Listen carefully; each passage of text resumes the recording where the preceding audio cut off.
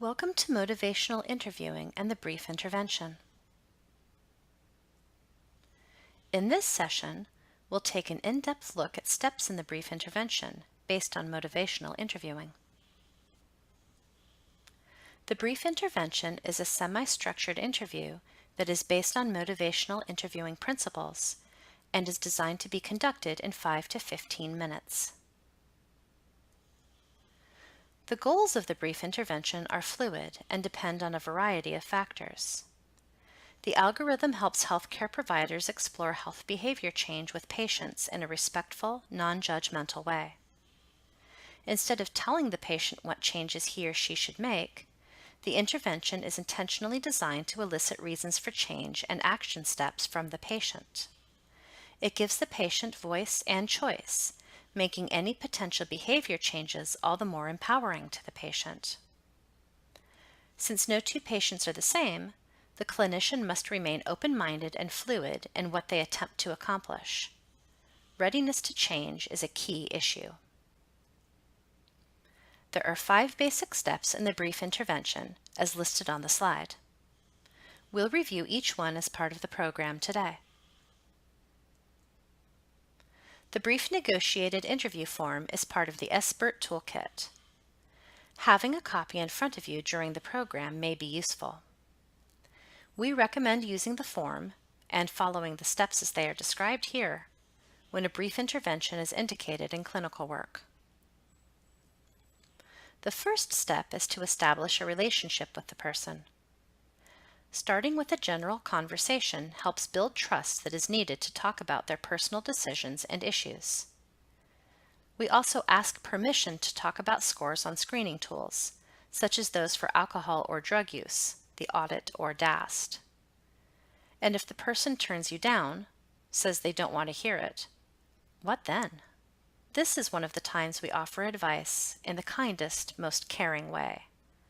For example, maybe you aren't ready to talk about it now, but as your provider, I'm concerned about your level of drinking and the health consequences drinking may have for you. I hope we can talk about it when you are ready. The second step is to approach the issue, for example, drinking or drug use, from the aspect of pros and cons. Ask about the good things. What is enjoyable about it? And then ask about the not so good things. So this is where ORS comes into play. Ask open-ended questions in order to get a description of the issues.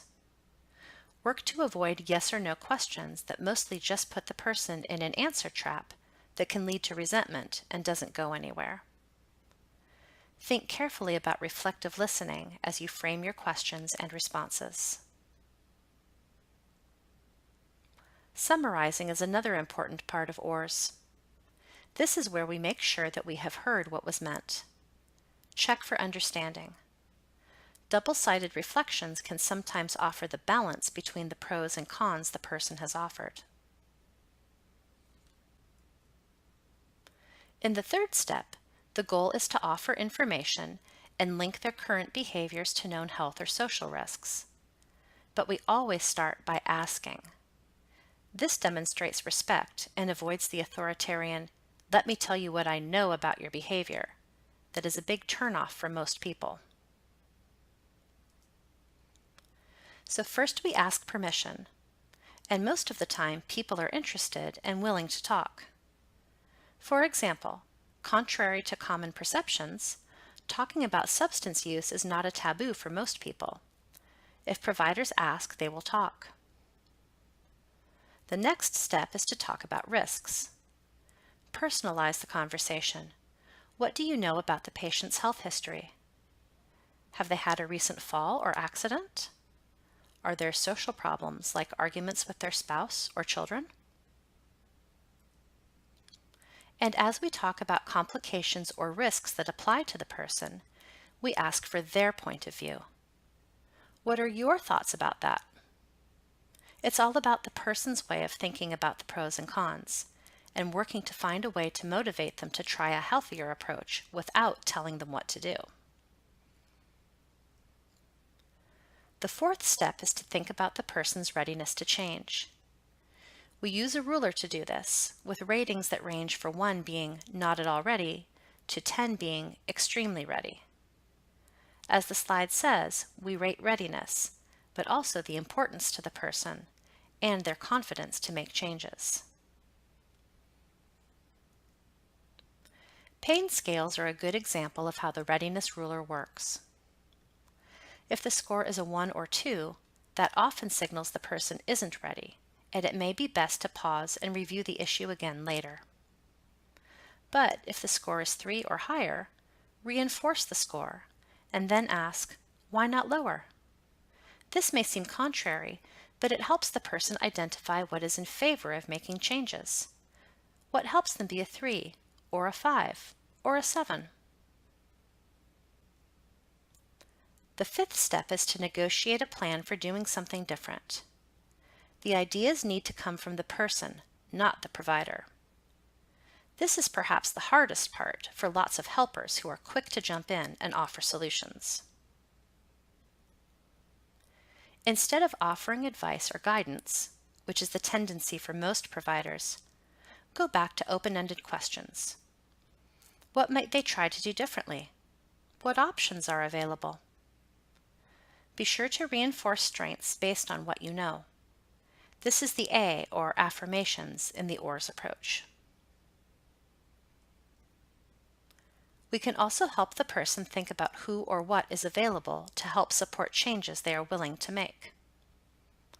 Writing the plan down for the person is a nice gesture. And we can offer ideas, if they are interested in hearing about them, but ask. When the conversation is done, be sure to thank the person for exploring the issue and options with you.